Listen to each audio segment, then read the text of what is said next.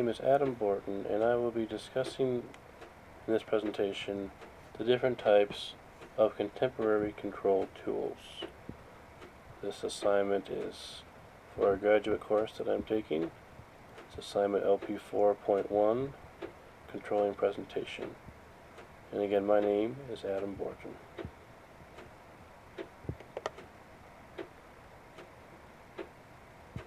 There are 3 different contemporary control tools that we will discuss today. The first is the Balanced Scorecard, the Open Book Management, Total Quality Management, and for each one of these items we will look at the financial and budgetary controls.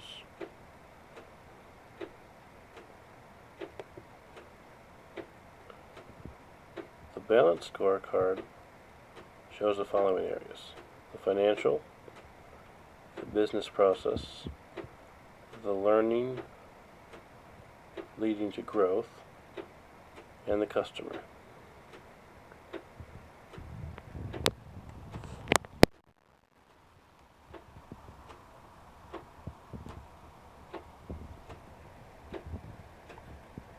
Sorry, it's my first time doing this, so bear with me while we figure this out. Okay, so for the financial part, how should we appear to our shareholders? So you have the broaden revenue mix, improving operating efficiency, and improving enterprise financial health. One example for operating efficiency, let's say that you have a business plan that only wants you to work with one vendor. If you make yourself available to work with 2 or more, it gives you twice the ability to change your mind or make different decisions without having to rely on one company or one vendor to be able to provide you with the support you need.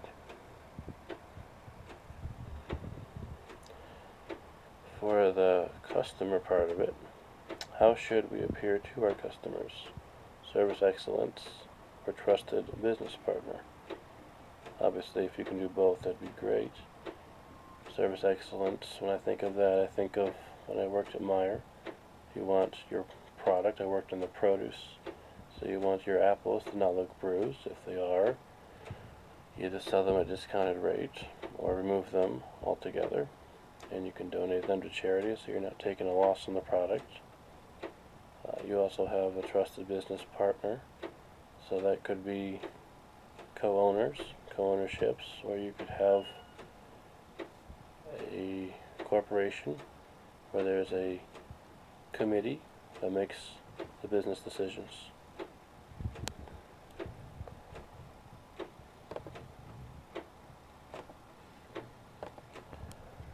You also have the learning and growth. This will sustain our ability to change and improve. So you want to make sure that when you're hiring, you hire the people that you need for the positions. You need to implement cross-training. Makes your employees more diverse and capable of doing more than one task. For example, when I was in the military, I was trained to load weapons. However, I was also trained on how to shoot a gun. It had nothing to do with my actual job, but at the time ever came where I needed to shoot a gun instead of loading a bomb, I was trained to do that. You also want to provide access to transition information, aligning personal goals with the actual goal of the company.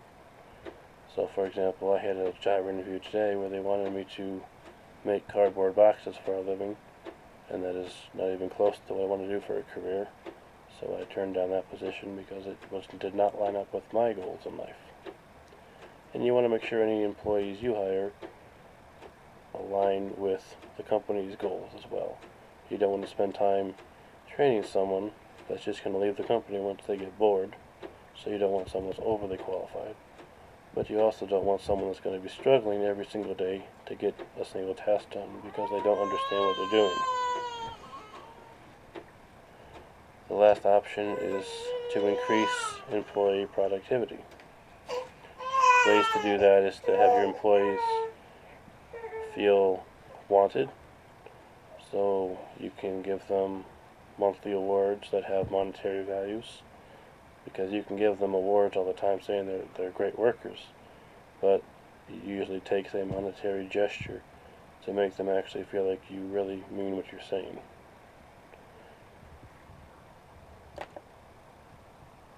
And the last part of the business scorecard is the business process. What business process must we excel at? So you need to develop new products. I have a company right now, the simulation in one of my courses of how to make cameras. And sure, it's the same camera every time, but it's the level of sophistication that the camera brings to the table. We were making mid-level cameras for a while and getting blended in with the crowd, so we make low-end cameras still with the same product quality required, but we don't spend as much money making them so we can sell them at a discounted rate. And let's face it, most people these days, if they can buy a cheaper camera, they're going to. And if you offer that option, they can take it. If you only offer a high-end camera that's really expensive, you're not likely to sell as many. Your company can be known as an expensive company, but it doesn't mean that you're actually going to make the profits you're looking for. You also need to understand your customer segments. You need to reduce cycle time. You need to provide rapid response. You need to cross-sell the product line.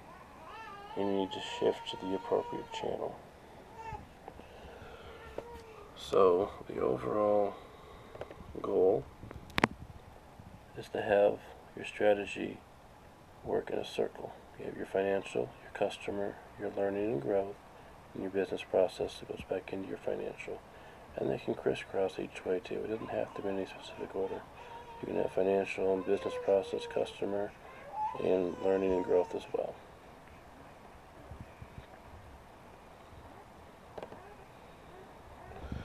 The next slide is open book management. I wasn't able to find a picture, but basically it's the basis of open book management is that the information received by the employee should not only help them to do their jobs effectively, but also help them understand how the company is doing as a whole. So you're basically letting your employees understand your financial portfolio as well as doing their job, which I think is a pretty cool option. I don't know of many businesses that actually do that, but that would be cool to know. They also need to know and teach the rules. Every employee should be given the measures of business success and taught to understand them. They should be able to follow the action and keep score. Every employee should be expected to be enabled and use their knowledge to improve performance and provide a stake in the outcome. Every employee should have a direct stake in the company's success in the risk of failure. So that means employees that are, let's say, putting out apples, they're not going to have the same stake in the company as the person that's procuring the apples for the entire company. But everyone has a stake in the outcome. And finally, we have total quality management. So in this process, all members of the same organization must partake in serving the processes, products, services, and culture in the work environment. Every member must have and maintain high standards. You don't want a member that's just going to do what they want because they feel like it. It's all about integrity with this. So, you have all these processes. They don't have to be in a specific order. You have process thinking, customer satisfaction, total employee commitment, teamwork and quality chain, continuous improvement, effective communications, training,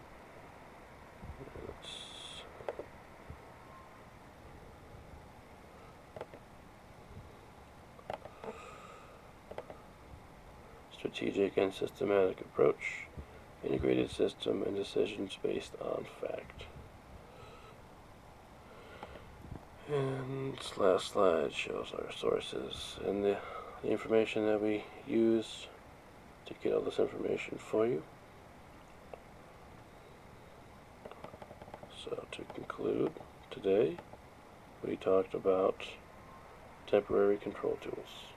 We talked about the balanced scorecard and how the financial and budgetary controls for all three, the open book management, and the total quality management.